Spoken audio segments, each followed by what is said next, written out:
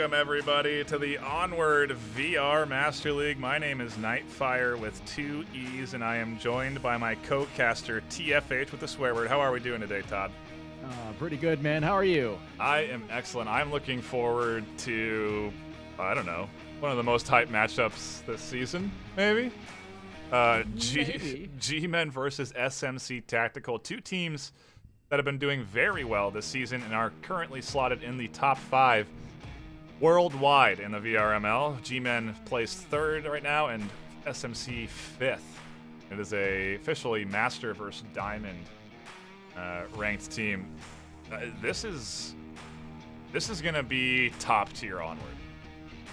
Oh yeah, I think both of these teams really know how to bring the competitiveness out of Onward and really bring those elite strats into the play here. So we're gonna see a lot of that tonight. Yeah, it's gonna be a lot of high octane, a lot of good communication, a lot of close quarters movements, a lot of good team synergy coming into play. And I think we got to dive into our pick bans because both squads are in lobby, ready to go, ready to battle it out. Yeah, G-Men will be banning Tanker, and SMC, newsflash here, they're gonna be banning Downfall like they always have, I believe.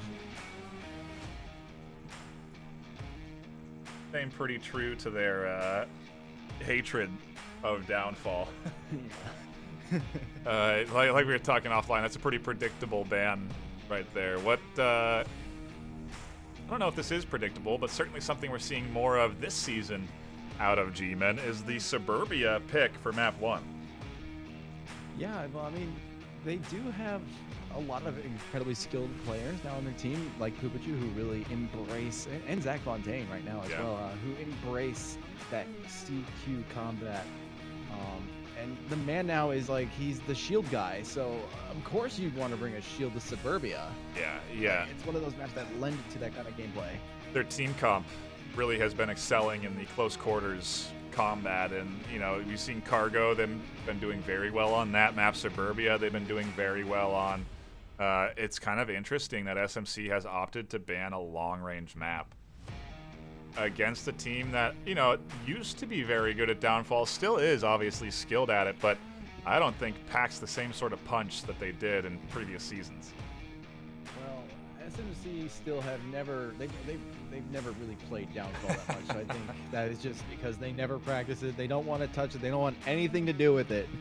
Yeah, the bans do. I mean, hey, if you want to consistently ban a map that your team isn't good at and hone in strategies on the remaining maps, strategy that is viable, one that SMC have been sticking to, and clearly it's been working for them. Yeah, we've seen kind of the opposite as well, where some teams won't even ban a map. They'll just say, hey, y'all, we'll just play any map. We won't even play that, we won't even use that tactic. We won't use that as strategy. We'll just play whatever map you want because we're good at them all. Keeps the map pool a little bit more open, not a lot, but are still waiting. Actually, just had our 5th come in for G-Men. Does give us an opportunity to scan over the rosters. On G-Men's side, we have Pupachu, the man, Zach Fontaine, Brass to Mouth, and 404. And over on SMC's side, we have Shenanigans, Trip, Baby Bun, Nipple, Captain Soda, Sir Lucian, and Landon Jordan. Pretty standard rosters for both squads. Yeah, Trip's been kind of slowly bringing in his former Cats and Hats buddies, so it's a bit of a fresh face for SMC Tactical. But aside from that, we do have the standard Landon Jordan and Captain Soda, who are old school SMC boys. So definitely really good to see some of that. Is this season 3 up gameplay right there? I wonder what the last game. I wonder when Sir Lucian played in the league for SMC. I feel like I don't think I've seen him on this team yet. Maybe that could, it could have happened a week or 2 ago too, but I'm not. I feel like he was added relatively recently. Yes, he was added this season. When he started the season, he was playing for Valor, but the previous season he was playing for Cats and Hats, and that's what Trip's been doing. He's kind of been bringing over people who he knows play really well from his days on Cats and Hats. Well, we'll see if Trip and his roster shakeups are enough for G-Men, for SMC to go up against G-Men as we hop into round number 1 of map 1. We're gonna see one of the north objectives, the white car, as teams affectionately call it, because of its approximate location to a white car that is improperly parked. We're gonna see. Looks like we're gonna have a bit of a split coming out on the G-Men side, a 2-3 split. We're gonna see the man, Brass Mouth, and Zach Fontaine's actually gonna hang back, so that's not even part of this. That's a 2-2-1 split. But a couple of free shots going out from Pupichu as he tries to splatter the fence post. The man's able to find Landon Jordan, who is on objective. Sir Lucian does try to look for that refrag, but he's not able to do it just yet. Landon Jordan is capable of getting res, but he's in a very dangerous spot.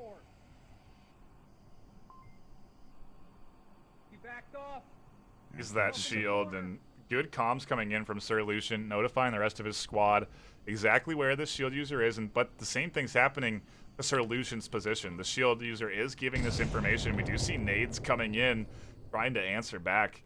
Shenanigans almost getting fragged, as a matter of fact, in the front of that house. Yeah, though the frags definitely are coming into play on this map. It's such a small map that it really does lend itself to like cross-map frag grenades, and really it lets us admire the hand-eye coordination of some of these players who've been putting a lot of practice into their throwing arm. And also being able to hold good angles, just like SMC are doing right now. They are positioned all across this north side to be able to properly intercept any kind of insertion from G-Men. Maybe be able to quell any kind of attack before it can really gain momentum. But speaking of gaining momentum, Pupichu's already got in a great spot by the lane 4 white car.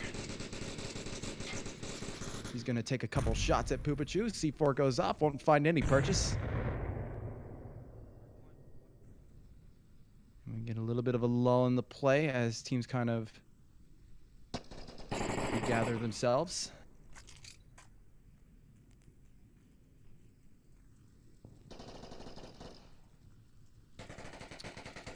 A couple more shots. Solution and Zach Fontaine will trade on lane 1.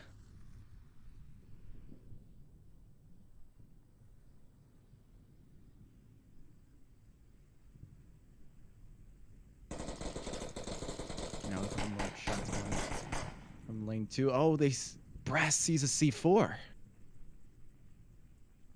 He tried to shoot it. I'm not sure if it's disabled yet, but and it really isn't a testament to how these players can just really detect these kind of small little details in the map just by the sheer number of hours that they put in. And he's going to progress up with a shield. Brass is going to find Captain Soda, who was along that fence post. I think Brass saw the feet below the fence. And once again, we're talking about details and how people pay attention to them. It's just one of those moments. The man's getting close. Yeah. SMC down to just 2 remaining. Shenanigans on the front. And Trip tucked in at the red car. They're not exactly that great on objective coverage right now. If Smokes were to come in and blind the crossing, certainly a cap is an option. Yeah, SMC have definitely set themselves up in a really good situation here. They've got 4 people up, and they are progressing to the objective. Trip is able to find Pupichu on that lane 4 side, but not going to stop the inevitable of a lane 1 push onto objective. 404 is in the barriers. He's going tablet out. The man is running distraction. It's 7 digits for 2 points for G-Men. Can they do it? Shenanigans won't be able to defend it, and G-Men will go up 2 points. Wow, that's a heck of a start for G-Men right there, to be kicking it off with a cap. Their coverage of objective got so weak when they lost those 3 up on that north side, and they didn't rotate. They didn't shift. They didn't have their team drop back and cover objective. The Smokes came out. They still had utility, surprisingly enough. And, G-Men come out with a pretty easy 2 points for round 1. Yeah, they were able to kind of shift SMC's momentum by kind of feigning a push on lane 4, requiring SMC to put some manpower and utility over to that side, and then the 1-2 punch comes in a lane 1 push, and with that shield there to run as a distraction, it definitely really helped them get that cap and just cleared it up to let them insert into the objective area. what are we gonna? I mean, you want to talk about this series kicking off with some something spicy, a cap for G-Men. SMC gotta be just really thinking cap here. And if you're G-Men, I would say a tighter defense is in order around objective this time around. I'm sure SMC are going to want to answer back in kind with a cap of their own. Yeah, SMC are definitely going to want to be able to even it up. This is kind of one of their maps that they can play to. They really like that that fast-paced action, the relentlessness of these objectives that are on Suburbia, just how quick the action can be brought. They thrive in that environment, but being capped on your own map is a little rough. I think this is G-Men's map. This is G-Men's map, yeah. But it is SMC's map as well. Like, they play Suburbia very well. Yeah, they do love some good Suburbia, and we are getting some good Suburbia today no matter what. We're getting a bit of a lane 4 playground push coming from Trip and Captain Soda. They might be trying to emulate what G-Men have just previously done the round before. Already identifying one of the positions of the G-Men, the man himself actually, who's inside that that little pylon fort, which affectionately has no name yet. Coming in. That almost was a team kill onto 404. Oh, yeah. No, you got to make sure you got your throwing arm just right. Maybe put a little bit more distance onto that, but definitely want to be careful when you're operating that explosive utility to not send it to your friendlies. SMC pushed up pretty early onto that east side. West is coming in now with utility, so Lucian and Landon. It seems like that's more distracting utility. Landon is going to shift over around to lane 2 instead. He doesn't want to push out onto 404's defensive position. And these smokes have drawn a lot of eyes over here onto this east side. Or excuse me, the west side. The east is coming in now. It's all up to the man, really, to hold this down. Yeah, it looks like that SMC are kind of doing like the exact opposite of what G-Men just previously did. We saw G-Men kind of feign a lane 4 to go push lane 1, but now SMC might be feigning lane 1 to push lane 4.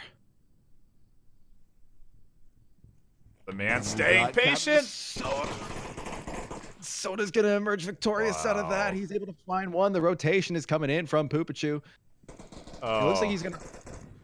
That was such a huge missed opportunity. Trip and Soda both finding kills of their own. SMC are coming in for the cap. Cap is Poopachu with the doubles, able to find Trip and Captain Soda. Shenanigans trades with Poopachu now. And now G-Men are 1, SMC are 2. Definitely SMC's advantage, maybe to try to get Cap, but I don't think that opportunity is available anymore. Captain Soda, or Zach Fontaine, I'm sorry, is on objective now. He has good eyes on it. He's not trying to do anything rash.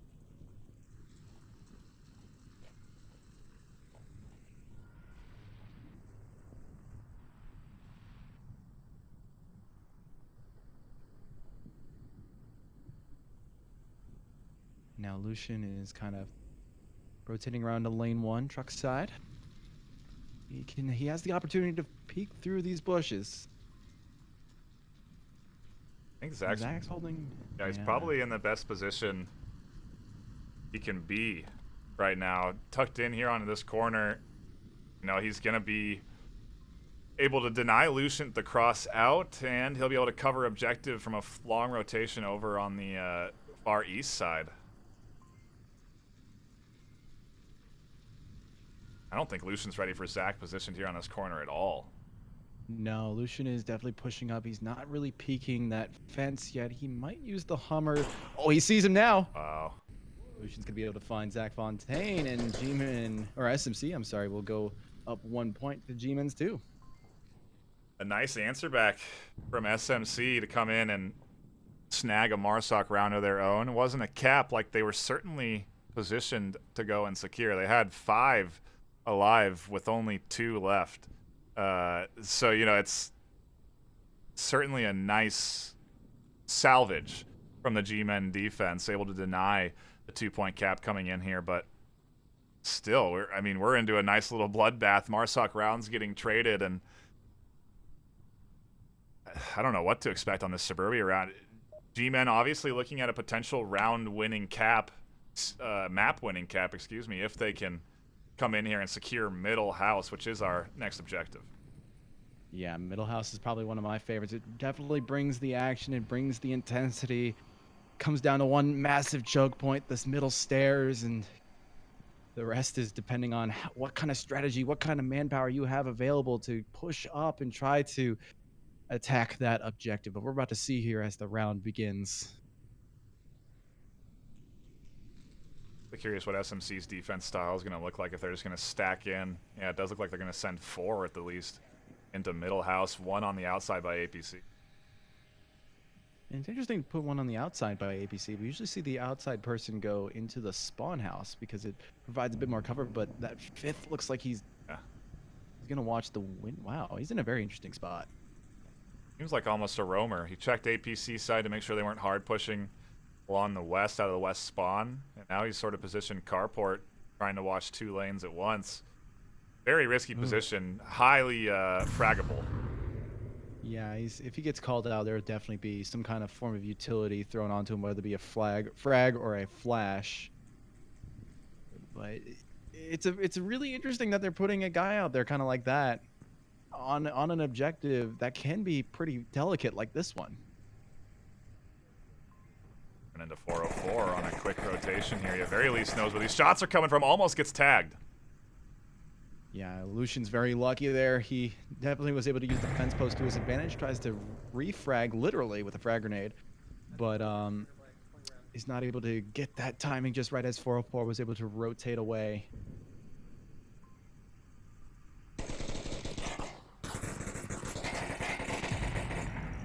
C4 goes off in the backyard. Won't find anybody. A little early. Lucian spots the shield, doesn't take shots. You got to wonder if he was spotted, but he is rotating. Yeah, the shield is being watched over by Poopachu as well, so there's not really much that he can do. I know that we have much better vision than he does, but he's got to know that like every angle is pretty much being watched and that he can't do any drastic location. Zach Fontaine's able to find solution just like that. I mean, he was so exposed. He was IDing the shield, but he was doing it, you know, way out in the open, and all it takes was Zach to peek up over the shield and pick him off. 404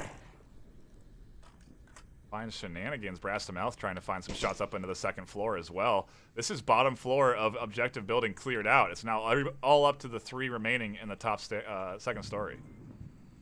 Yeah, and that's probably the hardest part for any attacking team is to be able to kind of clear out that top story. There's only one window you can really shoot through on the bottom floor when you're inside the house, and that is that staircase, but that is just so closely guarded. It's almost like you want to minimize your time that you are in visual range of that staircase.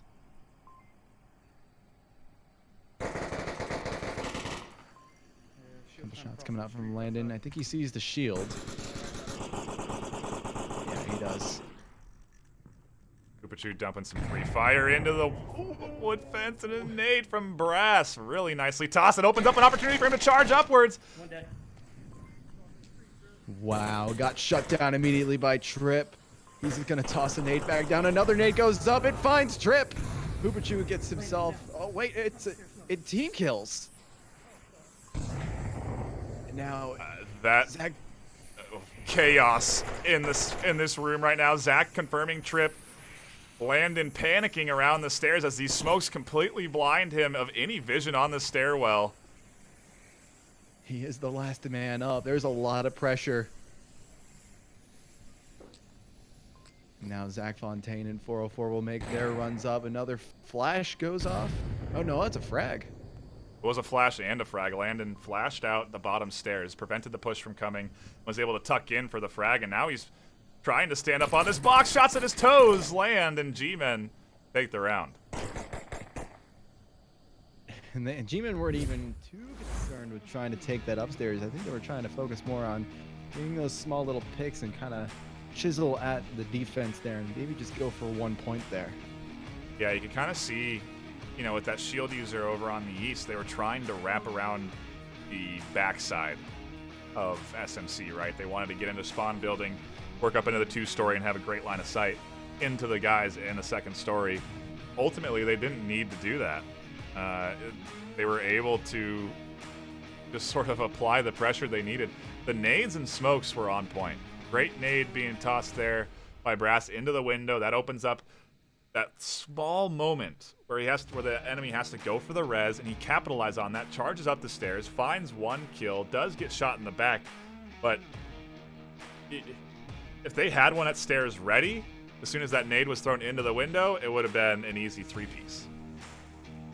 Yeah, and that smoke placement, I think, was what really made that perfect. It was on the rooftop. There was no way that SMC could have moved it.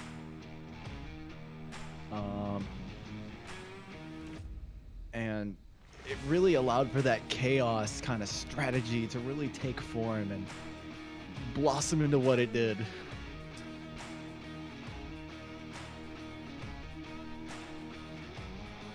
And coming in strong in this series, you know, starting it off with a 2-point cap, and then basically just trading rounds 1 for 1. It is strain, you know, it's an indicator that the teams are, in my opinion, pretty evenly matched, that we're getting Marsoc trades instead of Volk trades. You know, it just kind of shows that each team is aggressive and has good strategies and plans for the Marsoc side. But, you know, that cap put G-Men up 2 points right now, and all they got to do is get a defensive round, and they've got themselves map 1. Yeah, we're going to hop into round 4 now, and this could be G-Men's round if they're able to hold a defense for the first time, actually. Like you said, we've never had a defensive win so far, and it's pretty hard to do since a lot of these objectives really lend themselves to a defense.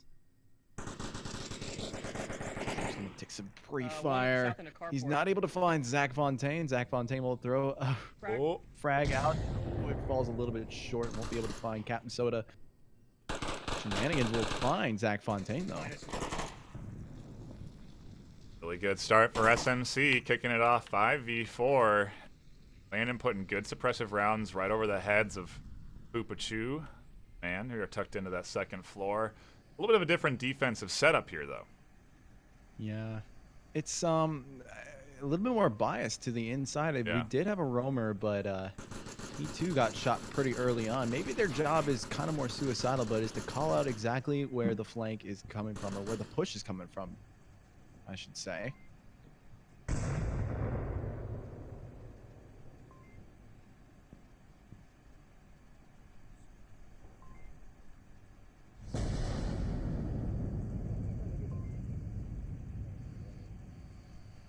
And now we have Captain Soda. He's making his way up into the carport. Brastamouth is watching that other side. He's going to make his entrance in. Brastamouth hears it. He makes his entrance in, but Captain Soda will be able to find that pick and open up the downstairs halfway. 404 is still a constant threat in the kitchen there.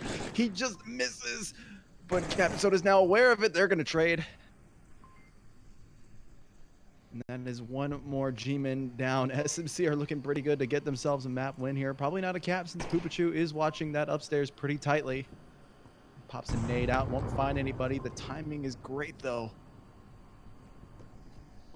So he pops out another nade. He's just scavenging off of his friends' bodies as SMC are kind of putting together a push. But Landon, oh no, he team kills his own player, and now Poopachu's going to try to go for that confirm. He's not able to, so the res can come out, but oh, that could have gone so badly. Shenanigans across the street, finds the head of the sole defender in second floor, and we're going Marsoc rounds all the way through on Suburbia right now. We'll see if G-Men take the map with their Marsoc round for round number 4. There you go. Yeah, we're going to shift back up to a north objective, the red car. This is SMC Tactical's time to get a Volk round in and win it. Otherwise, they're going to lose map 1, and not the way you want to really start off a close game like this. I think this objective caters to a Volk side a little bit more than the other ones on this map. The spawn super close. To get out there and even be a threat at capturing the objective, really gotta have fantastic smokes and find the right gaps in defense. It's not easy to do, especially with how people set up here. So we could see this come down to a 3-3. And this objective, I think, has a lot more cover associated with it. There's more houses for you to hide on porches, more cars to hide behind, more barriers. It really does lend itself to a defense bias. Now in round 5, SMC's defense, reminder here, they have to defend if they want to be able to stay in on this map. G-Men are at 3 points, map point. And it looks like G-Men are actually going to go for a pretty hard push. Free-fire coming out from Poopachu. Man's leading the charge with the shield. Looks like they're going to go for lane 1 push all the way through, judging by that they don't really have much manpower on any other lane. Heavily stacked here. Just to get the man up, and ooh, a good reactionary nade there that would have caught an overzealous G-Men if they were pushing a little bit faster. Yeah, just the nades today have been on point. Another good one, but it's just not quite enough. I think they're anticipating as much more pushy G-Men than what G-Men are giving them. Now the man is using the shield, I think, mainly for callouts. He's not getting too aggressive with it. He's not trying to catch players out. He's just trying to peek, be able to identify where the defense is at.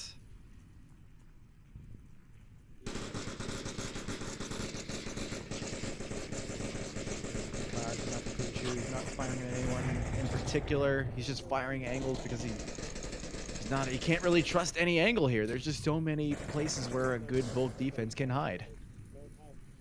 A lot of suppressive fire from both sides here. SMC just dumping rounds into this bush, making it hard for Brass to push out. And the smokes didn't get angled how they want. Shenanigans detonates C4. Finds one. Yeah, 404 was not in a really ideal place. I think it was the same place that we saw Brass shooting earlier. It was on that rooftop, but the res from the man looks like it's coming out here. Be pretty clean. No residuals. 404 will get to live on another day. Couple shots going out. And just as I say that, Shenanigans will be able to finally get a confirm on 404. Shield moving back towards the Hummer.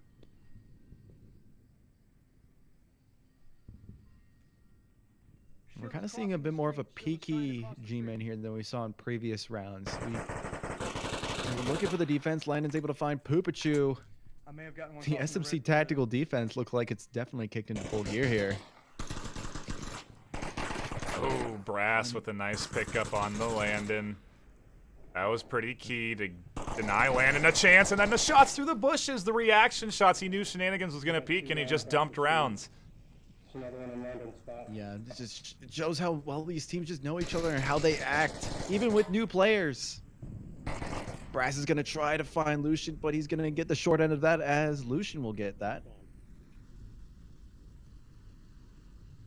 And now a couple smokes are going to come out from Zach Fontaine. He's only one of 2 G-Men left up compared to the 3 of SMC. And just as I say that, Trip will find Zach, and now we are down to 1.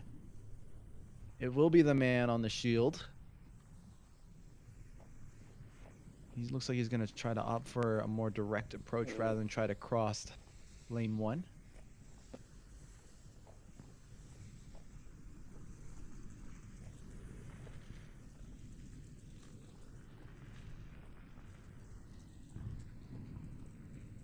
He's actually going to go for a full lane 4 approach. Patient is smart, but I think he just got on the corner. Wonder if he's going to plan on attacking. He ditched the shield for a little bit, but was able to find Trip. Wow, what a pick. Propped the shield up, got right over it as a little extra calf cover, and yeah, Trip wasn't ready at all for the rotation. Yeah, we were talking before about how the shield might have been spotted. I think it's the other way around. Yeah. I think the man spotted the Trip. You're right. And now he rotates back over to lane 1. He's kind of acting as a one-man army right now. Has definitely got to be giving SMC a little bit of a headache, especially when they're down to 2 people. They think the push is coming from lane 1 or, I'm sorry, lane 4 or 3, but now the man's on lane 1. He's using that shield to peek.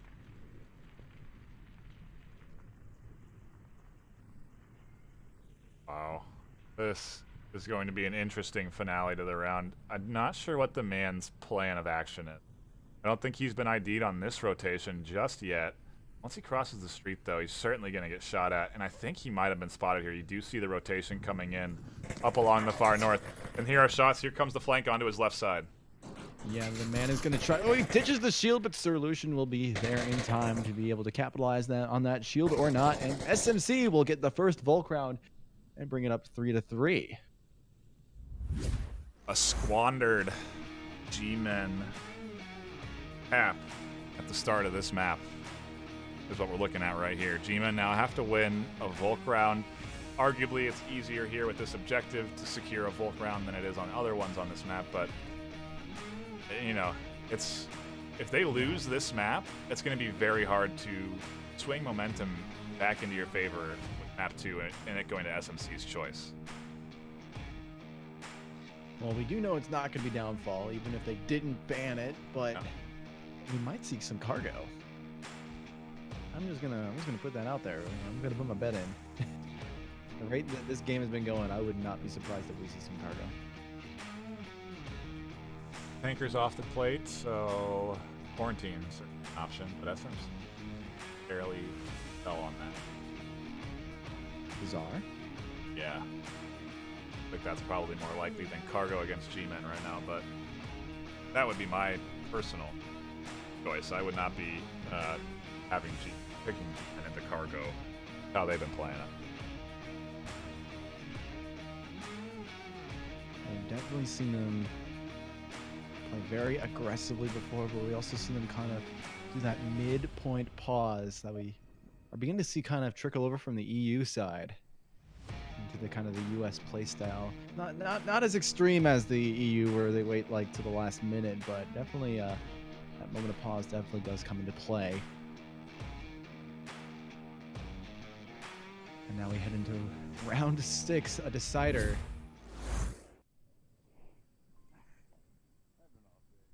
Can G-Men hold a defense and be able to capitalize on the momentum that they built up in round 1, or will SMC use their newfound momentum and be able to force G-Men into the downturn? Some pre-fire coming out right off the bat from Landon. Or no, that was Trip. Yeah, it was. A pretty early C4 toss from Brass. Maybe expecting a bit more of a harder, aggressive push-up here from SMC. Lots of utility getting tossed into that playground area, none of it being effective. I think G-Men definitely predicted that SMC would try to make a more direct approach. And it seems to be paying off for them. SMC are also kind of holding back a little bit, kind of changing up the play style just a little bit, tweaking it. Now Captain Soda's going to try to find the man. The man's peeking around. Not able to find that just yet. Oh, it's some good nades. Poopachu's able to find 2. It landed in Trip.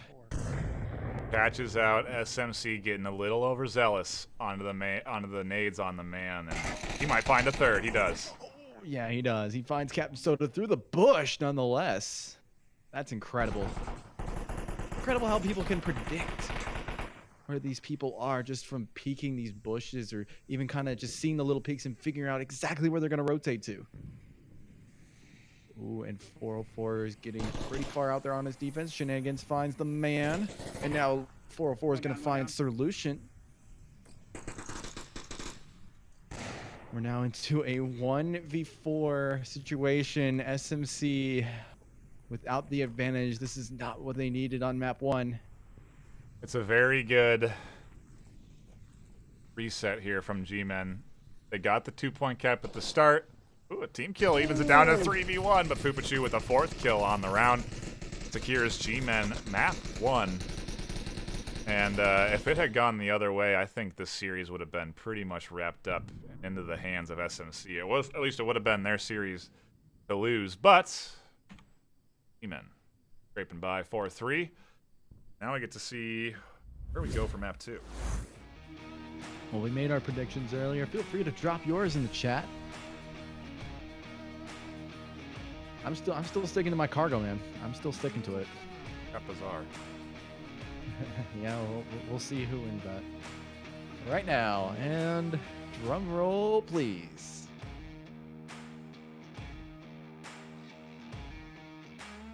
Wow, we're both wrong. Oh yeah. Subway. Forgot about Subway. Forgot about that map. It's definitely made a comeback since season 4 when it was just 2 entrances. But now with the upgrades to the map given by Downpour, we've definitely seen kind of make. It's definitely back in the limelight now.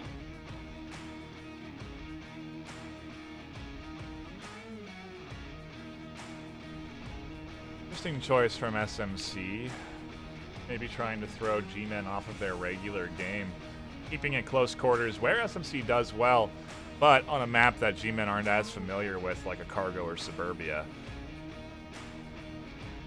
It's, it really could go either way. I think, my humble opinion, that G-Men are looking a little bit better on the close quarters stuff. The shield use coming out from the man has become a real key staple to the G-Men offense. And it's sort of changed how the G-Men offense operates a little bit, right? Yeah, the shield definitely allows for more peeking, more intel to be gathered about Volk, but it also allows for kind of like forcing flankers out, because if you want to challenge a shield, you can't challenge it head on. You gotta find that angle, that little flank, if you want to be able to try to nail some shots on it. But doing that can expose you in a position that someone else can do the dirty work for the shield.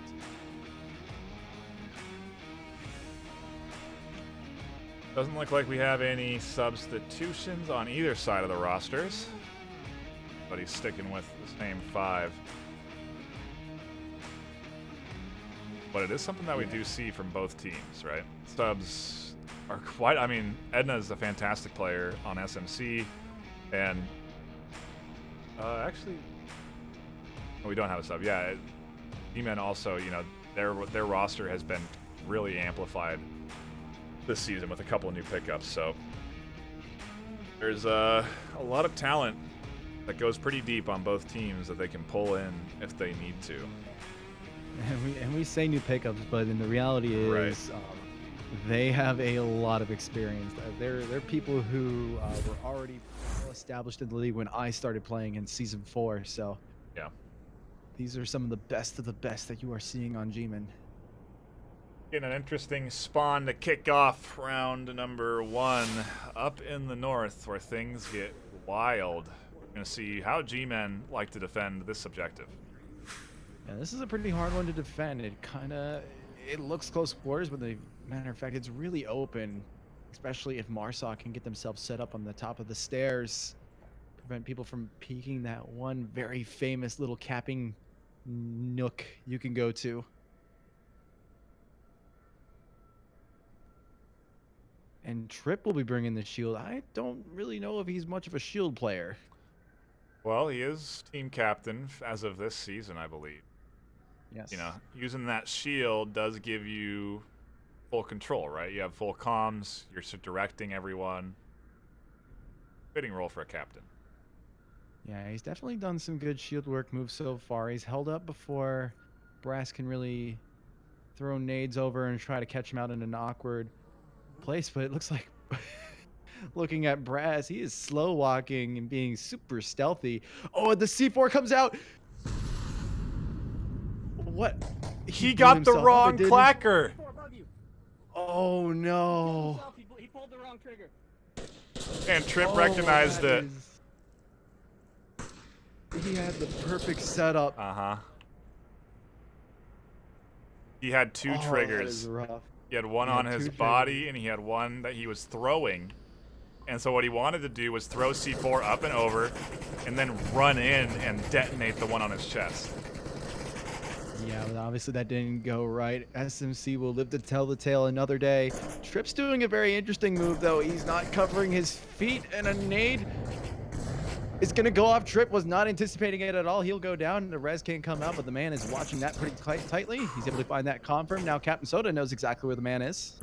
The rest of SMC are kind of backing up Captain Soda. There's not really much that he can do as of right now. He's being watched by the man, but a bad nade from Landon is going to end that push. Oh. Wow, and they confirmed it, so no res available. Now Landon's charging in. And this is not what we want to see in like top tier. We usually see like unified team movements, but when you see just one person at a time moving and it doesn't work that well, Solution picks up the shield. He's one of 2 people remaining on SMC as of right now. Seeing really good defense moves here from G-Men. The man's drawing a ton of attention, but calming in everything to Poopachu. So what you see is man drawing out all these shots, drawing out all the fire onto the corner, and then Poopachu swings around with reinforcement. And looks like we got a last-ditch attempt at the objective from SMC as Shenanigans is actually making his way in from the catwalk. Zach Fontaine might be able to find this if he's astute enough.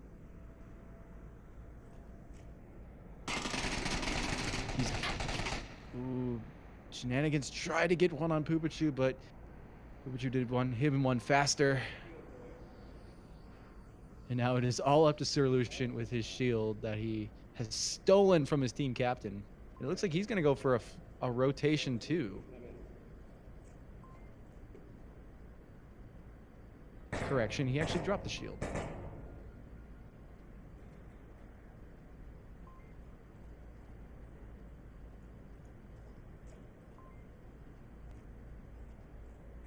He's going to use that catwalk as well. It's already been shut down once.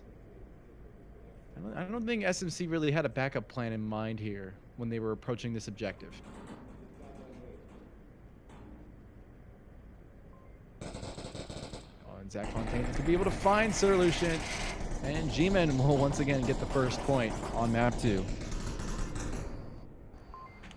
Solid kickoff for for SMC's map choice. G-Men securing that Volk round is a good way to start it off, especially with that volatile objective. Very curious to see what sort of defensive style SMC opt for, and if G-Men are going to sort of stack up 5, or 4 at least, down that one lane. I do think we're going to see much better shield work coming out of the man. He's been way more practiced on it than I remember Trip being. He seems to really know his way around, being able to deflect nades and whatnot and being able to identify C4. But it was really cheeky of Brass to try to sneak a C4 on SMC like he did there. Maybe we'll see something similar coming out of SMC.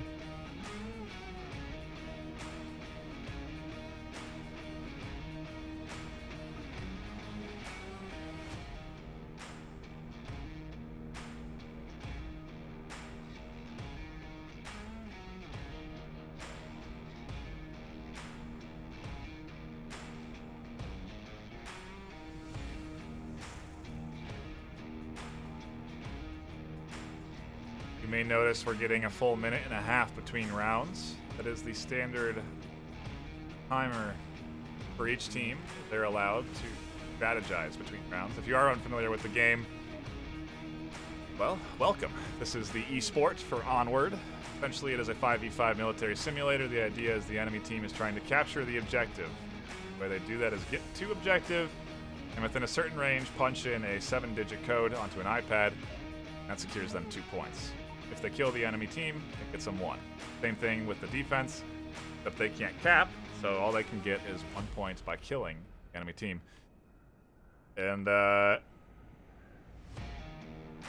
you're watching I would argue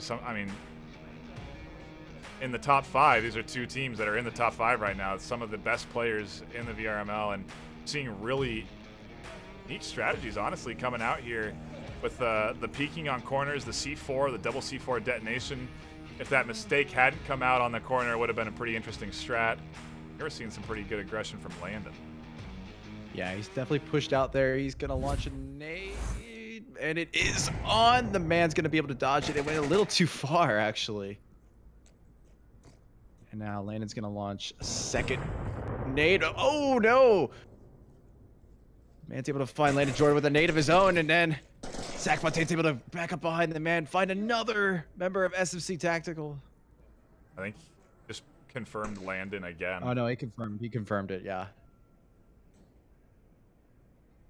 Rip, spotting shield. C4 gets detonated, although I think the nade might have triggered it if it Yes, hadn't. it did. They've definitely it's definitely a C4 alley, as I like to call it. It's kind of a shield man's worst nightmare. You always kind of have to be on your game if you want to take your shield down this alley, because you really don't know what the enemy could try to lure you into or where they could try to bait and hook you.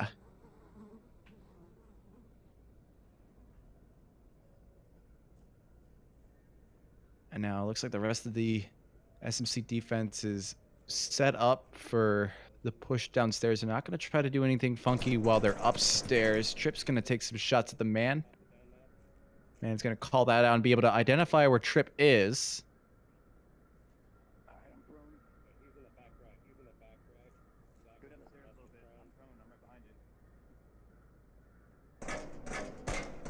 Shots there. Man's gonna try to use that shield laser combo to see if he can identify and be able to tag out Trip, but won't be able to happen just yet.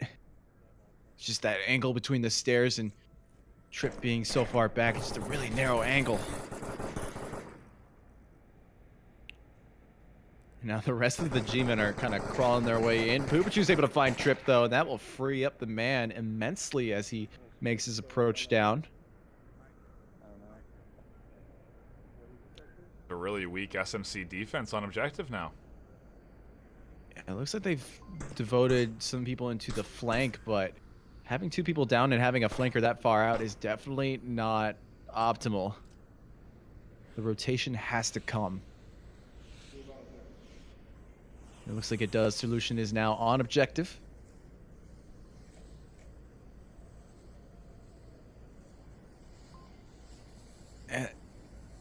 And a nade comes out and it won't find target. Zach Fontaine's able to find shenanigans when they try to get out there. It's almost like a surprise from G-Men is kind of being laid. Oh, a bad nade has been thrown by... Oh, no. No, it was able to get out. It was able to get out. It just didn't track because he was shot right after throwing it. Now Captain so does the last guy. He's going to make a latch disc attempt. And G-Men will shut that down. I don't know what that defense was about. That was kind of in my opinion, a bit of a sloppy defense on that side. SMC kept peeking the corner there, and you can't really peek that corner. Once you've lost that lane, you need utility, you need nades, and you need to wait for them to be essentially capping the objective before you have a real, in my opinion, solid chance of denying them that opportunity.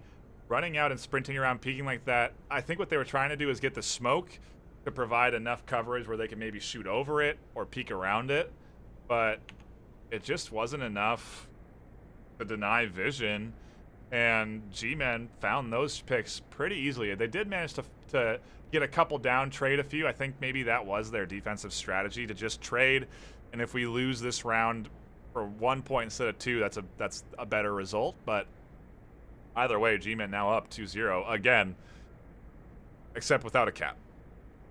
Yeah, well, I agree with you on the last part. I do feel like that SMC were kind of just playing that just to get it over with and minimize the damage control. Yeah. We might see something stronger come out on the next round when we see SMC defend his current objective, the downstairs one. Currently, it's G-Men's turn to defend, and we're about to see how they set up right here.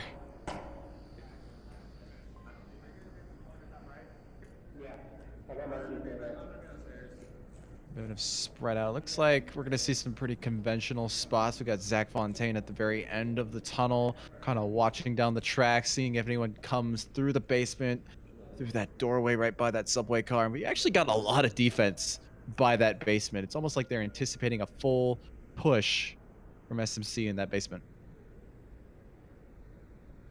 Seeming to be that stacked. You have 3 down here, but 2 are going up on that catwalk up top. Yeah, I think SMC is trying to spread it out, try to maybe do a unified push in through the stairwells, but the basement, it definitely is a basement push coming out of SMC. Triple once again be bringing that shield. It's almost like you need one, but SMC have been very notorious for not having shield playable, and he was not able to identify the C4 that was right behind him. Shenanigans, or the brass will be able to find 2. Wow, make it 3. Yeah. With the C4 and the 2 kills right after that, a very good defense. SMC have effectively been shut down on the basement. Now we're relying on those 2 people we were talking about earlier, people on the catwalk. It's Sir Lucian and Captain Soda. Lucian's in position, Soda's not. It makes me call into question what's the comms are like on SMC side. I don't know if they wanted to push down that stairwell. Yeah. Yeah, it looks like the reunification came into play, but Soda's already on his way down.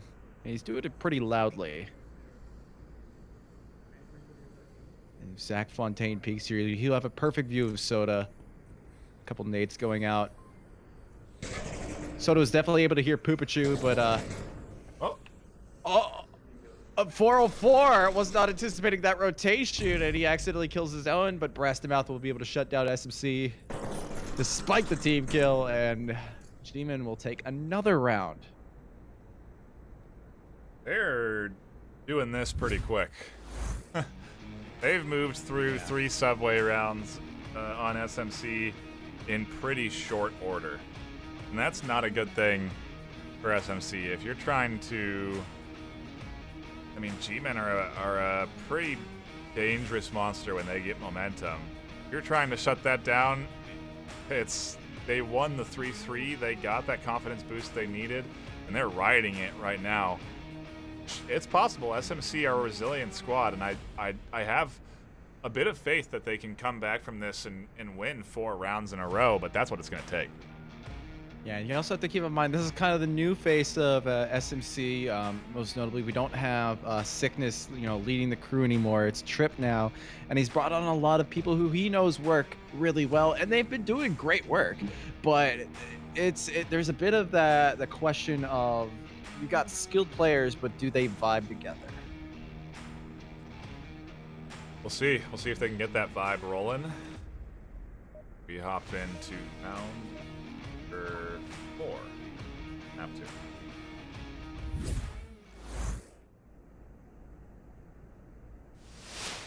We were talking about how SMC were probably not really wanting to defend that previous objective, but now they have to. G-Men are at 3 points. They cannot afford another loss if they want to stay in this game.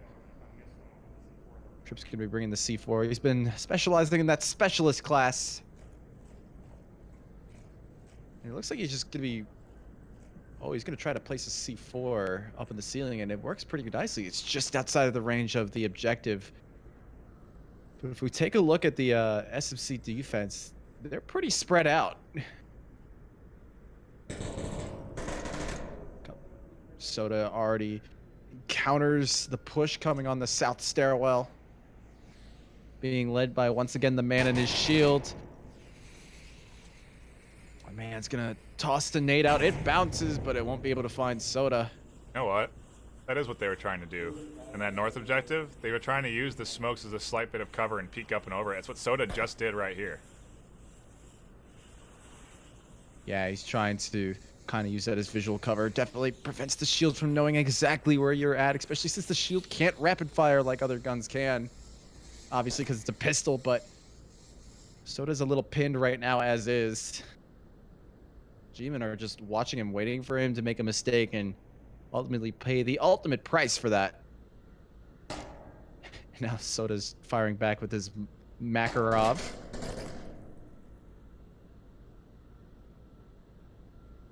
We do have 2 G-Men pushing in the basement, kind of like what we saw last time. And Landon's able to find the man with a nice little flank. Able to catch out the shield on its side.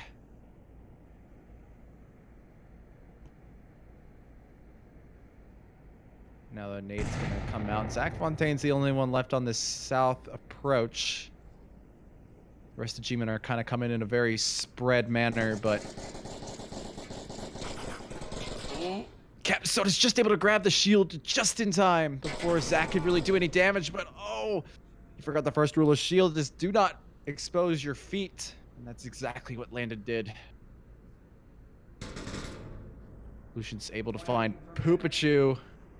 I got the guy over there. SMC Tactical currently have a one-man advantage, and they could use whatever they can in order to be able to stay here in map 2. After losing map 1, 404 is able to find Leda Jordan from the catwalk. A nice little peek. This is kind of the issue with a very spread out defense like SMC's was. Well, it lets you get to those picks like Sir Lucian got on 404. It lets you have more access to the objective.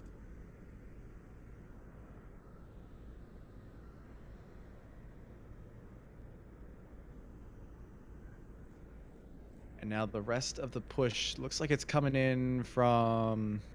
It's actually a little spread out. There's one downstairs being guarded by Shenanigans. There is not a... Oh, there is a C4. He's holding a clacker. Question is where? You don't need to question that when you're watching the cams. It's pretty obvious as Shenanigans detonates and scoops up Brass to Mouth. Nicely positioned up on the wall, and now 1v3 has to enter in through the stairs. You know, right now if he goes, he's really 1v1ing everyone. He can fight Sir Lucian, he can then try and fight Shenanigans, and then he has an opportunity, like he can stay in cover from Trip, so you know, it is possible with the current setup, but if someone rotates to kind of back up one another, it's going to be hard for Zach. Yeah, I'm just about to say, it really confuses me that SFC kind of went with a really spread out defense, but it seems to be working pretty well, given how G-Men are only down to one man now. But this could turn against them if they're not able to rotate onto objective, if Zach Fontaine's able to insert himself onto there. A couple of smokes going out there. Looks like Zach Fontaine's used up all of his utility so far.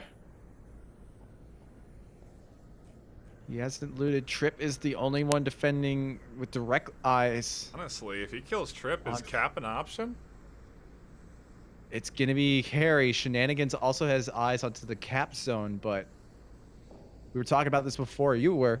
If he's able to do these kind of like one at a time, he might be able to pull it off. I think Zach Fontaine's made a lot of noise, so Trip will be very aware of this. Shenanigans might be able to see his... Oh, the C4 from Trip that we saw earlier. We'll catch him out, and SMC will go up their first point on Subway.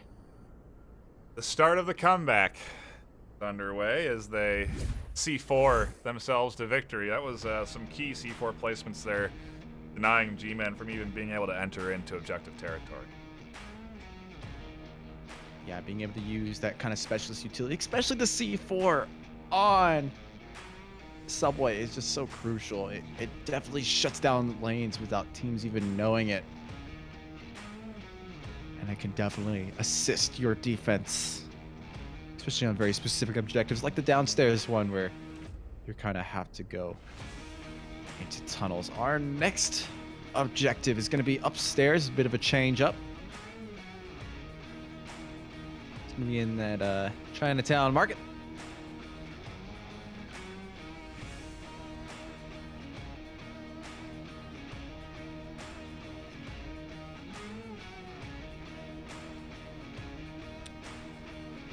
And once again, I really can't reiterate this enough. G-Men are 1 point away from winning the series right now. And it's been a close series up until now. Keep in mind, map 1 is 4-3 G-Men. SMC are looking to force map 3, but they've got a little bit of hiking to do if they want to get there. They've been able to show that they can defend.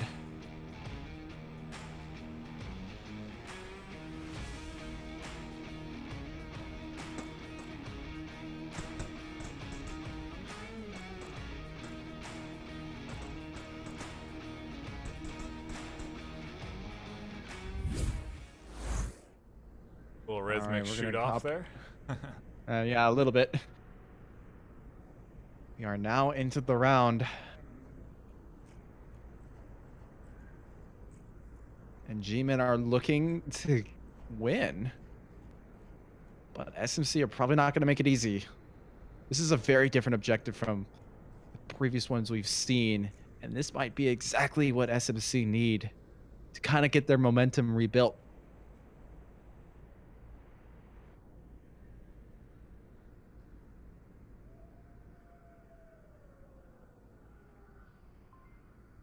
Tight defense, round objective. Nobody really gonna go and poke out on the north or south sides. Kind of tucked in with C4 placements.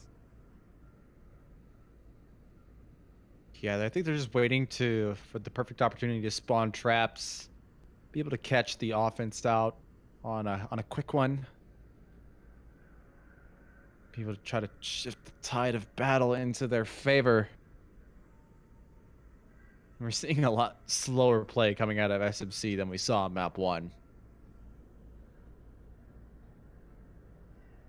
I think they're more scared of the C4 placements, if anything. I do wonder if Soda's seen the C4 on the corner there. He is looking pretty close to it.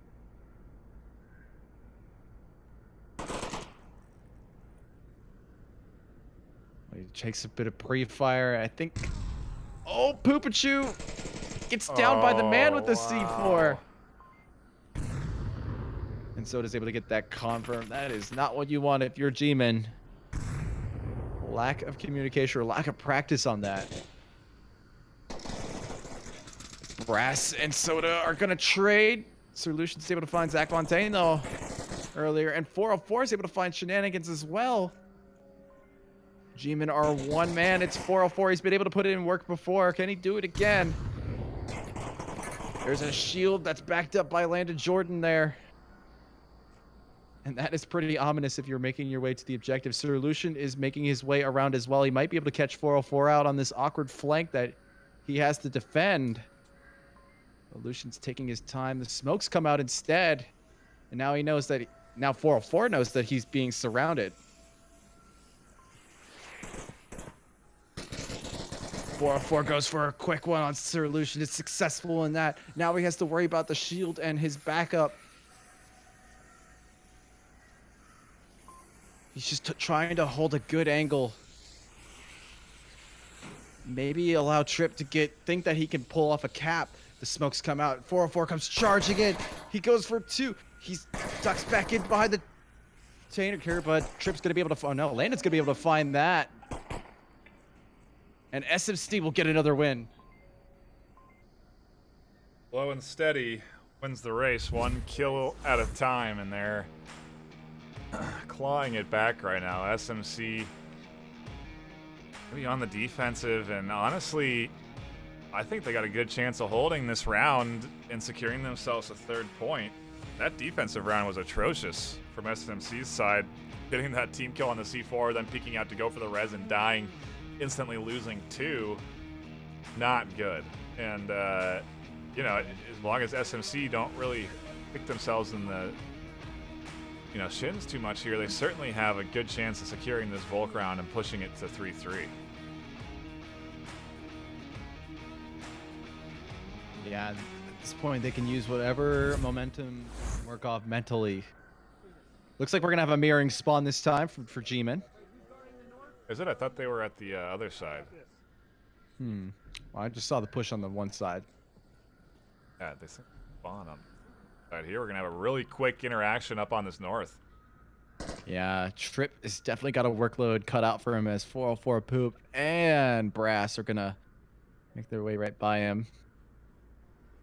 G-Men are taking it slow though as well. They're kind of being methodical, making sure there's no little traps kind of set up for them.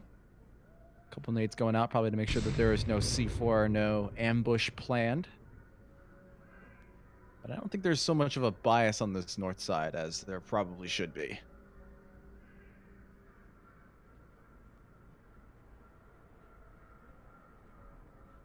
Looks like we're not going to see anyone on the catwalk, but we do have 2 members of G-Men on the south side making their approach up. the man with the shield, obviously, and Zach Fontaine.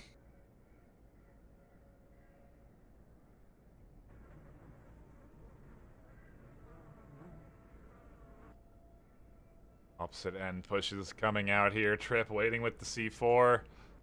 Zach and the man pushing up. He's getting that arm ready. I don't know if you're watching. He was practicing it.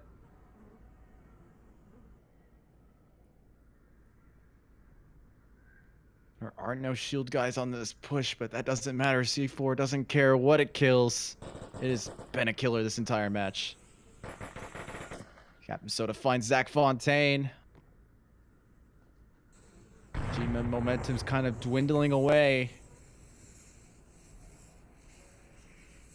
It is a 1v1 with the man, but the man is not playing as aggressively as we've sometimes seen some real expert shield players play.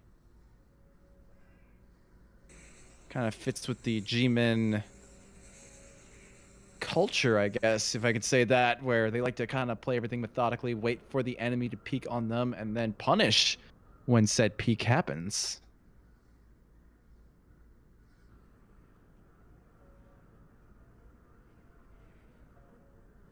And now 404 on the north side is getting ready to fall into Trip's trap here. A bit of smoke is going to come out, obscuring the view. I'm surprised Trip hasn't thrown it just yet. I think it's almost like Trip's thinking about doing a suicide bomb. Oh, the C4 comes out and it finds two. An amazing throw. Yeah, this is looking like SMC pushing it to 3-3 here. It's going to be a 5v2 for G-Men. A couple of real bad rounds. I mean, great rounds out of SMC, and G-Men just not really, I don't know, storming over SMC like they were in other rounds. SMC fighting back suddenly, and it's good to see SMC's bouncing back from a couple of round losses to push it 3-3 here. Yeah, G-Men are playing a little too slow here. I think they're allowing for SMC to kind of coordinate a defense and figure out exactly what they need to do. And if they just bring that aggression sooner and quicker and harder, I think they can catch SMC out and maybe force them into an awkward situation.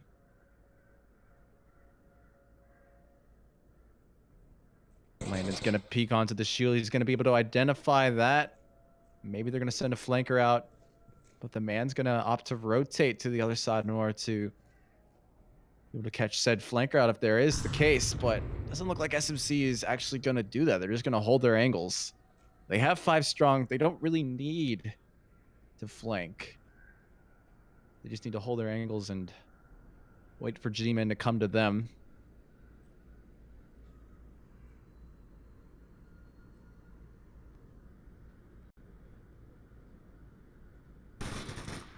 Landon's going to be able to find Poopachu, and that really negates the power of the shield. He doesn't have his battle buddy with him anymore. And anyone who's watched these before know that a shield really is ineffective at guarding 2 angles.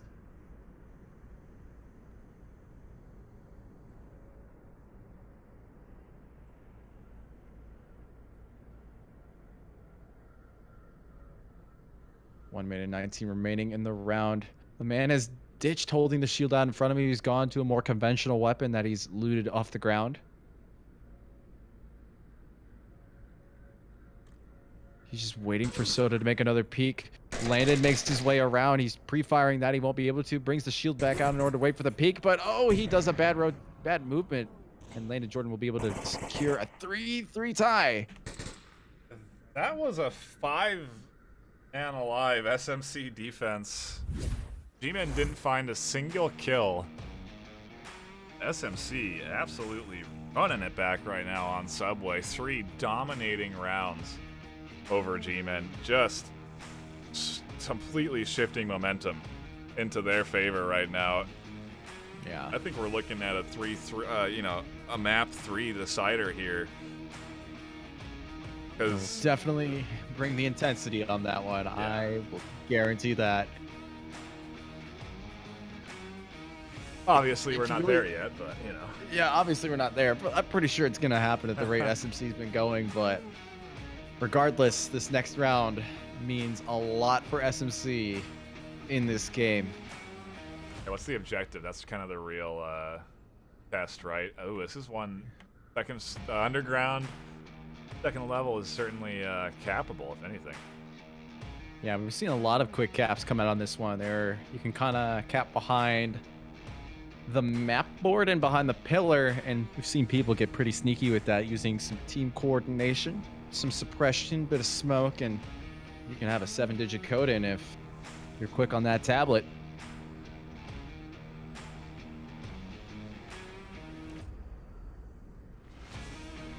Is this SMC's time to do?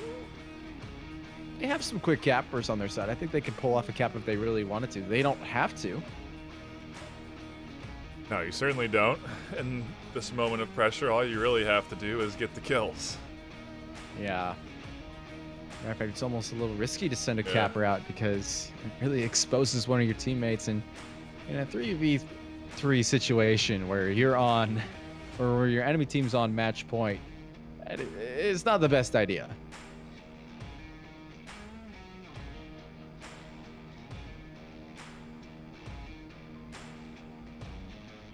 Waiting on the 5th from SMC. Looks like Landon been having some issues at the very least. Obviously, that would be a big wrench in the plans, right? To have to throw in a sub right now. Even just pausing after kind of getting yourself typed up can throw a wrench in anybody's plan. So, regardless, this is not how SMC want to start off their decider.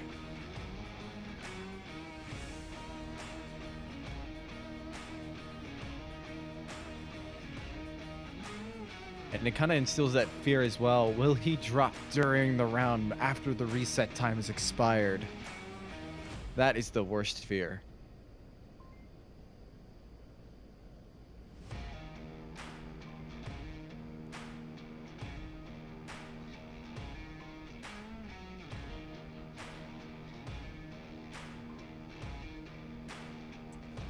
Shout out to anybody that is hanging out today. We do appreciate you. If you are new, hit that follow button.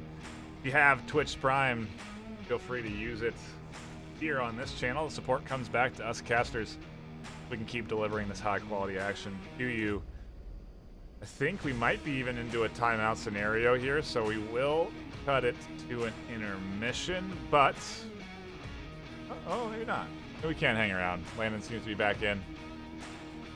But yeah, if you are new, hit that follow button. We do casts nearly every day. And if you like VR esports, we're delivering a bunch of variety on it. Echo Arena has a high quality production going now, where the vast majority of their games are cast over at Echo Arena VRML. And yeah, highly recommend heading on over to vrmasterleague.com. That's where you'll find everything you need to know, including who the top teams are. You'll see SMC and G-Men are it as we get into round 2, series map 2, round 7. Round 7 decider really can't get any more intense for SMC. We've been talking about this before and how they have to ride that mental game. The momentum is there. Can they ride it properly and get themselves into a map 3 decider and maybe get a win? Looks like we're gonna. Doesn't it? Yeah, it looks like we're gonna have a massive catwalk push coming out of SMC. Trip once again on the shield. Bit of C4 going off early from Lucian. No.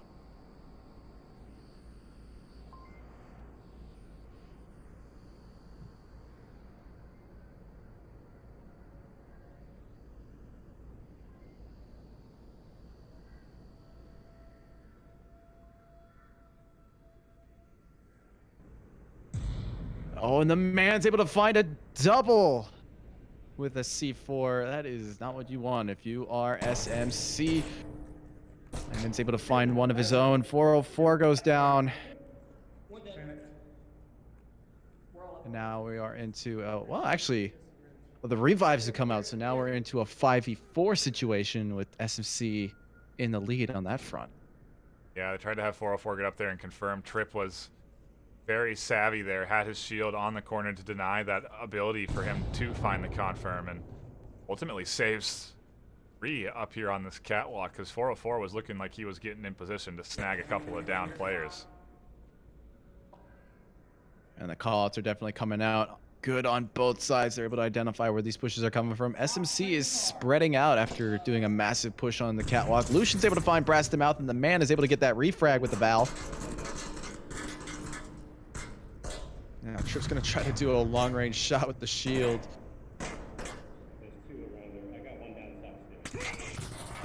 His hands are it over to Landon. Shenanigans able to find the man. Now G-Men are only 2 strong, and they're pretty spread out. Hey, can someone peek the north Pupichu makes a rotation away. Captain Soda's able to find Zach Fontaine. Now objective is pretty open. Really good comms from SMC, identifying every threat and taking it out in quick succession. It's all up to Poop in a 1v4. And that is not, that's not what you want to be if you're Pupichu right now. That is not a good thing to see on your tablets, that you got 2 people in your ear who are resable, but you are away from the objective. Last thing you want to hear is objective, objective, objective. Oh, and speaking of which, Shenanigans is in a good place to rotate in order to be able to deny Zach Fontaine any more callouts by double tapping him.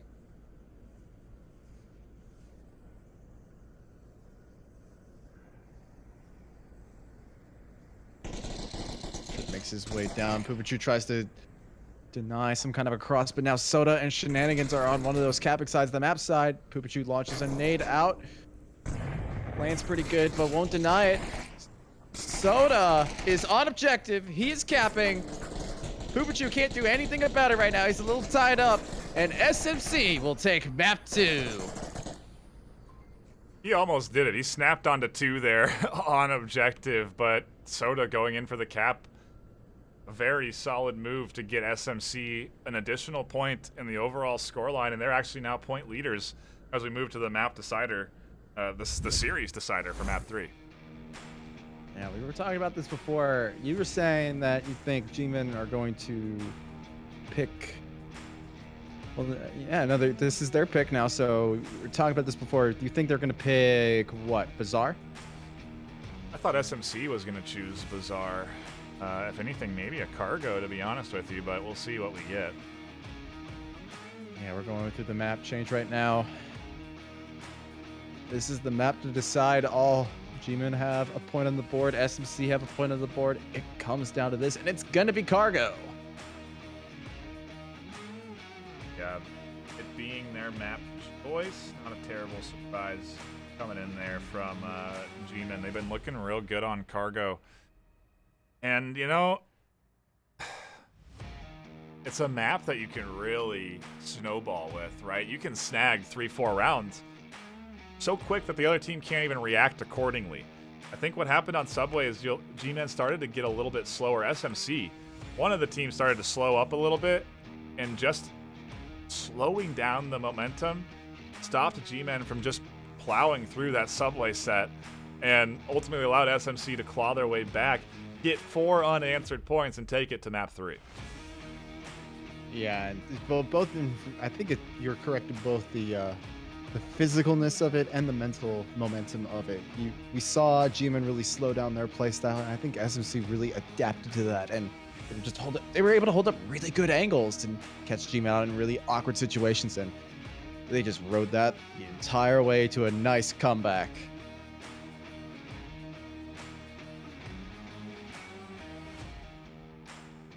Take a look at the rosters. No subs. Keeping with the same 5 on both ends as we hop into map number 3. Round 1. Now, this is a really hard one to defend. A lot of top tier teams, including these two, know to pre-fire down the pipeline, and that can really shut off people from getting physically onto the objective. So a lot of times we see top tier teams actually choose to defend off of the objective, kind of in the cargo container area.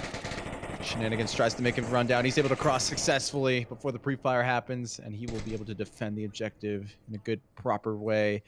Landon Jordan as well. Just able to dodge any pre-fire. Wow. Oh, and he gets an amazing nade onto 404. That dropped between the pipes there. If it hadn't, it would have stayed up top, and 404 would have been okay.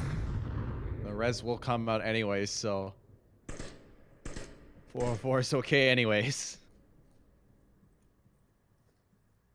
This is what we're talking about before. G-Men are allowing SMC to take these spots that they could have otherwise shut down if they were a little bit more aggressive. Nade goes out. It won't be able to find the man. Really, SMC are just trying to slow up G-Men to allow them to be able to kind of hunker down and authoritatively take good defensive points.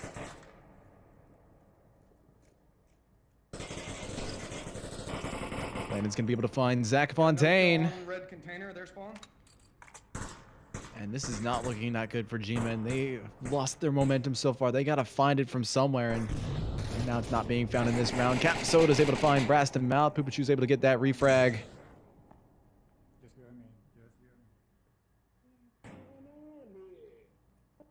And now Landon has pushed up on the man, and he might be able to force a flank and force the man to have to defend two places at once, and that is just not what you want to be doing if you're a shield guy. We're actually seeing SMC begin to take more and more ground and collapse in on G-Men. And Trip identifies the shield rotation there. Landon Jordan's able to find Poopachu, and now it is all up to the man. He's using some very interesting shield strats, and Lucian will be able to get that pick, and SMC, I think for the first time, will be able to get the first point on a map. Yeah, you're right. This is the first time they've held a lead, and it hasn't been 3-3.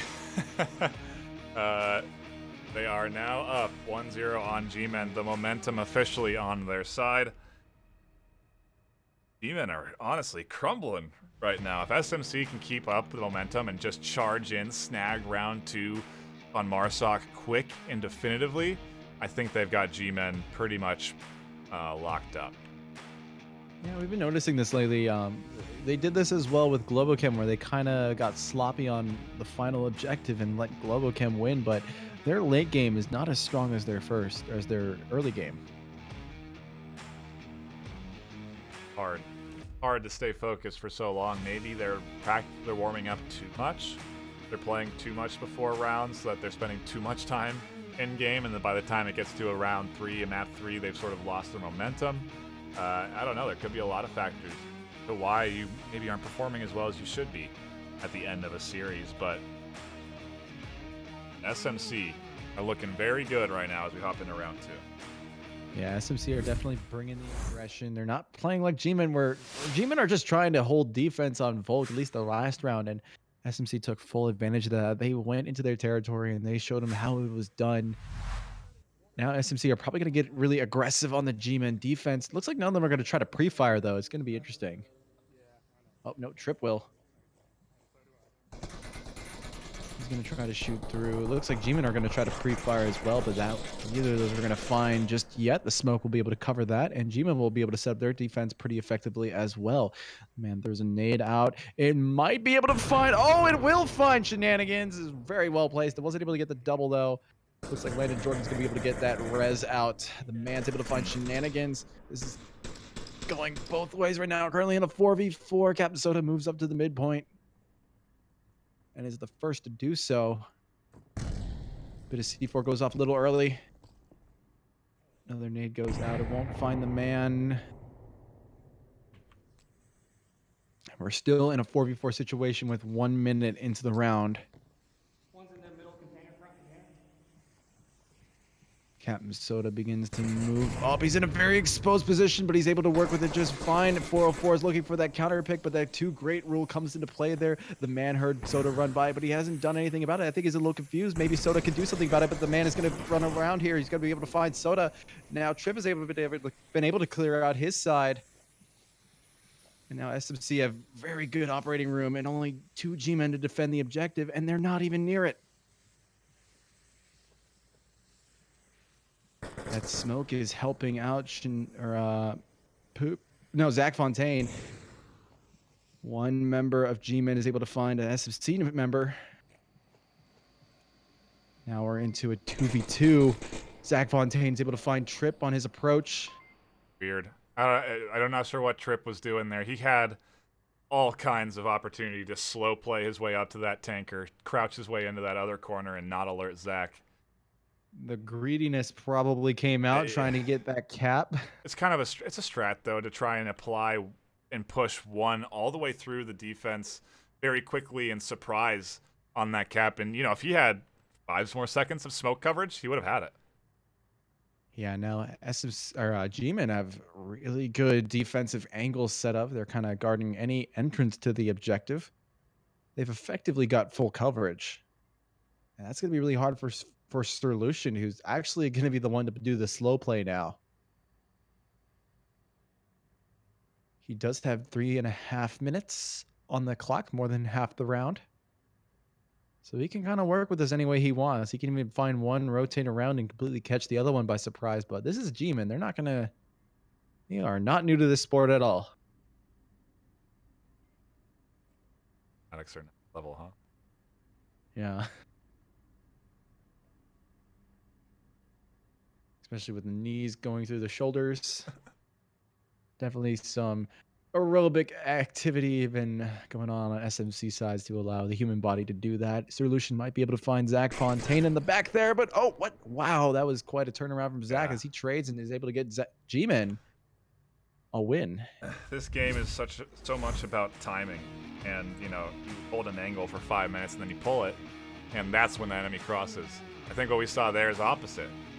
Super fortunate that Zach just happened to shift off of his angle, turn around to another one, and as soon as he did, he snags the kill. That was really, honestly, SMC in a position to go up 2-0, but G-men hang in there, shift momentum back a little bit, 1-1. Yeah, I think this is currently describing how this series has been so far. It's been super tight, super close. One team gets ahead, the other one comes back. This is exactly what we look to cast for in the Onward Master League.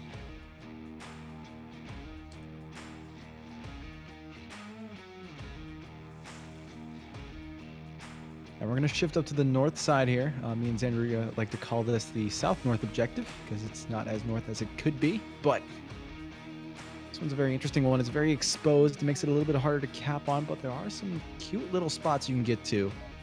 You want to really enter in that 7-digit code.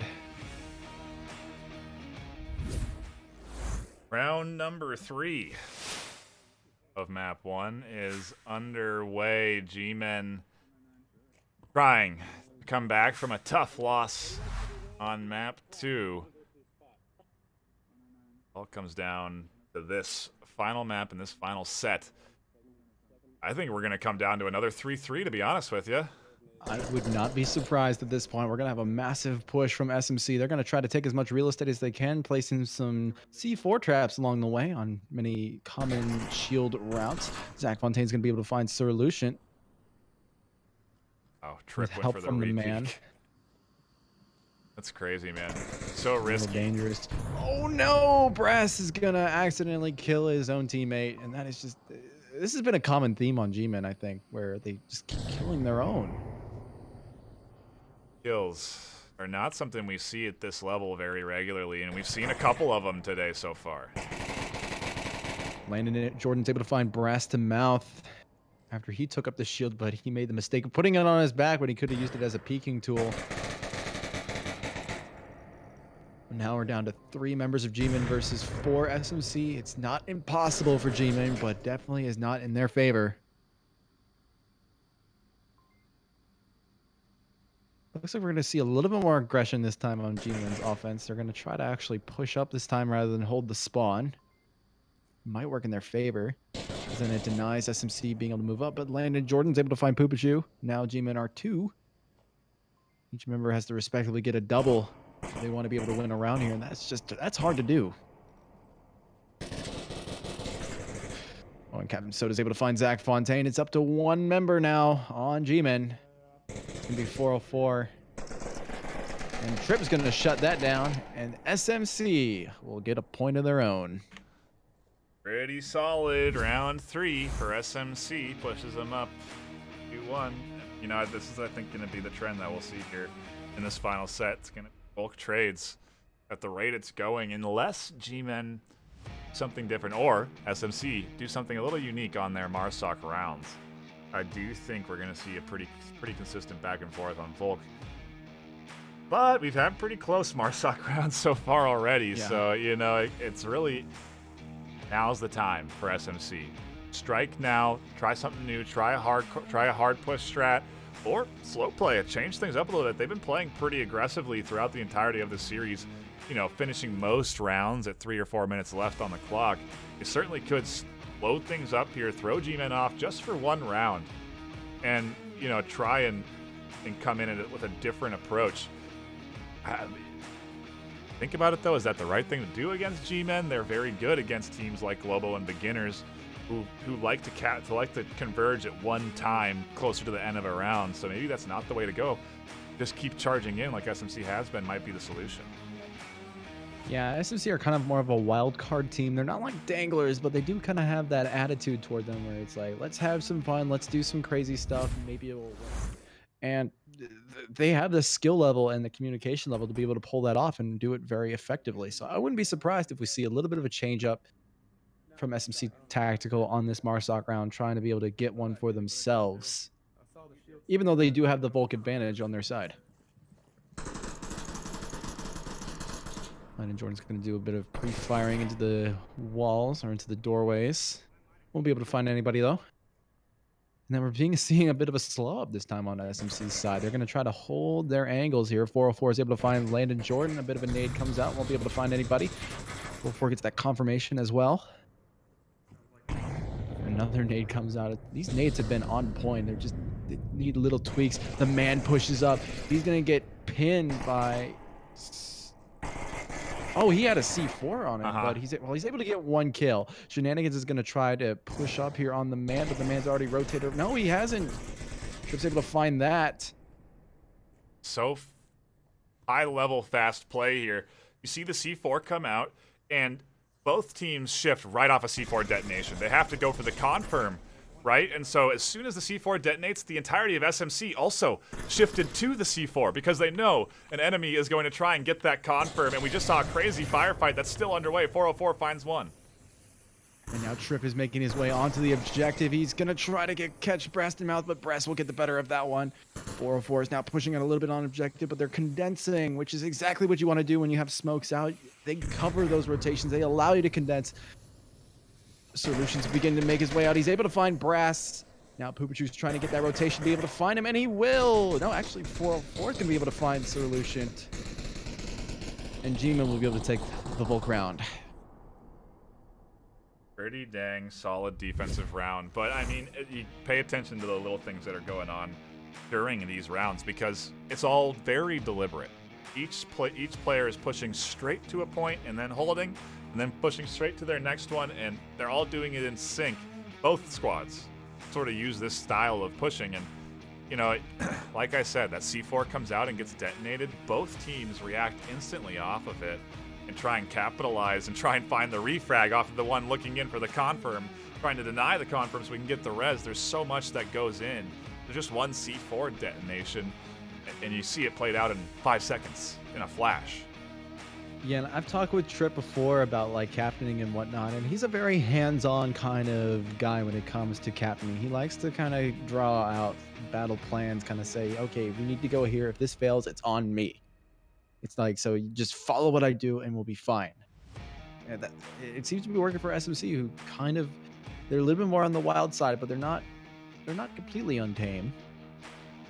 Oh, they're looking pretty synced up, to be honest. Their comms are super on point. Landon's found a few early picks this round. 6-2 overall KD, certainly been helping SMC put up scores and maintain the lead against G-Men. But, you know, rounds keep trading. Now things get a little dicey. G-Men on offense with 2 points under their belt. A cap wins you the series. Yeah, we're going to go to round 5 now. G-Men on the offense. They've been pretty slow on it before, but maybe this is their time to change it up and try to get themselves a Marsoc round of their own. Not going to see too many change-ups in the loadouts. We still have the man on the shield, very notably. And this is the map to bring the shield, if any. The rotations are so quick, it's hard to really pinpoint where the shield is. And he's also going to use it as a peeking tool with Zach Fontaine on his back to be able to kind of do the dirty work for him.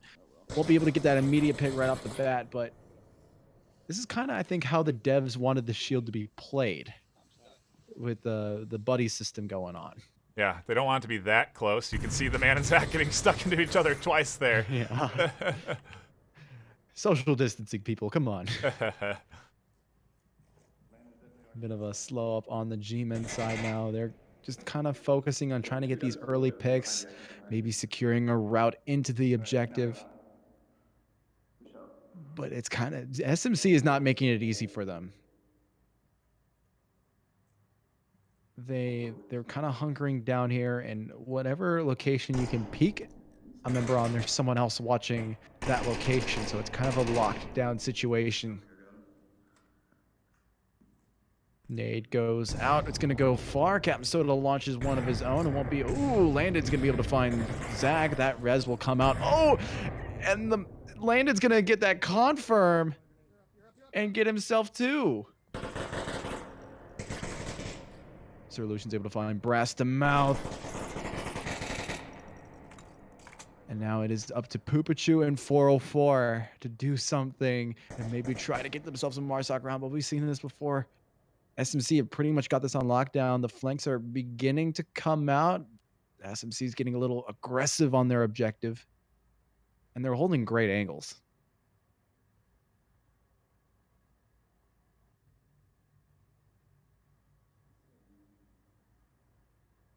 So we got a bit of a link up between Poopachu and 404.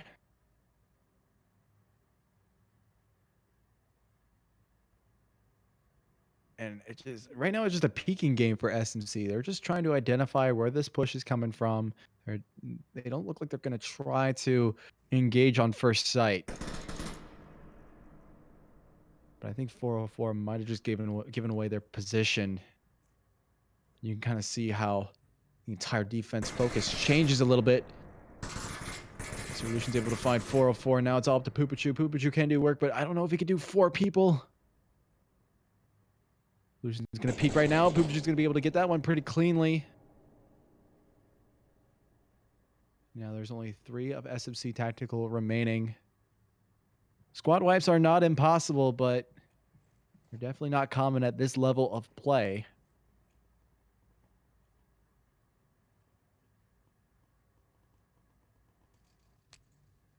Poopachu's gonna steal some nades from his friends' bodies. Maybe try to create a little bit of havoc on the objective. That might be exactly what he needed. Poopachu is a former SMC Tactical player.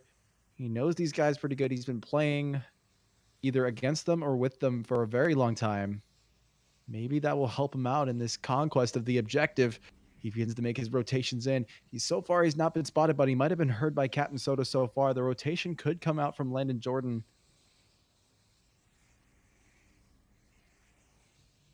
But nothing happens so far. He moves into the building. That's a great spot to hold if you're looking to mount a comeback. There's an angle being watched there. He's able to find Captain Soda. He runs past, somehow not getting shot. He's getting closer to the objective. He goes back to try to find Landon Jordan, but he won't be able to do that. SMC Tactical will go up yet another point. Very confident of Landon to peek that corner. He knew that Soda was going to try and wrap around for the refrag there, and he stayed dialed in on it. Snagged himself a nice shot on the head, and SMC are up 3-2. They're looking at series point right now in the next Marsoc round. Yeah, but currently as it's been going, there has not been a Marsoc win. The Volk advantage is strong with this map. We might see it again. A quick round intermission. Yeah, this is SMC. I think that's... if I was G-Men, I would have just waited the minute and a half anyway. You know, just tried to slow down this momentum from SMC. Yeah, just take a breather, kind of collect yourselves, think about exactly what you're going to do, kind of formulate a game plan and just act upon it, you know, kind of return to a earlier state of mind. But we're going to see some aggression out of G-Men on their defense. Brass has already pushed up to the mid building. He's going to try to get a little peeky, trying to prevent anyone from rotating over. He's going to toss a bit of C4 out there, tosses it out, won't be able to find anybody. Brass is able to find Landon Jordan. No, that's a huge pick. Now Shenanigans. Oh, he blew up himself? The man blew himself up. Shenanigans will be able to find that, and also the man. So G-Men are now down to 3 members, where SMC have 4 up. This is definitely looking really good for SMC right off the get-go. Definitely don't see it very often, but a ton of missed shots from Brass there. He had an opportunity to snag an easy double, and he couldn't secure it, and now we're back into a 3v3 after Zach finds himself a pick. Yeah, Pooch was able to find Trip as well. SMC are now down to 2. G-Men have turned it around now. They have the man advantage. Smokes are coming out onto objective. The Havoc is out. 404 tries to go for a flank. He trades with Sir Lucian. Shenanigans able to confirm that as well. Now he's getting dangerously close to the objective. Poopichi rotates around. They're going to face off. Shenanigans is going to be the victory in that. Now it's up to Zach Fontaine versus Shenanigans. It's 1-on-1. Will Zach be able to hold it in? Oh, he's caught out. No! SMC are going to win! Shenanigans with the clutch plays secures the whole series for SMC. That's going to be them going up 4-2, excuse me, for map number 3. Wow. What a nice job for Shenanigans to hold on there. His overall scoreline at the end, 4-2. Sir Lucian, 8-5. Landon, I'm not sure what his KD was at the end, but it was pretty up there. Just a great performance from SMC on the final map to secure the series, and wow. Yeah, that's my thoughts exactly. Wow. It's been a very intense series. It's been action-filled. It's been close. Map 3 decider. I really couldn't have asked for more. An awesome cap to the week of Onward, if I may say so myself. G-Men and SMC going at it round after round, and couldn't have asked for a more exciting set at the end there. Wow.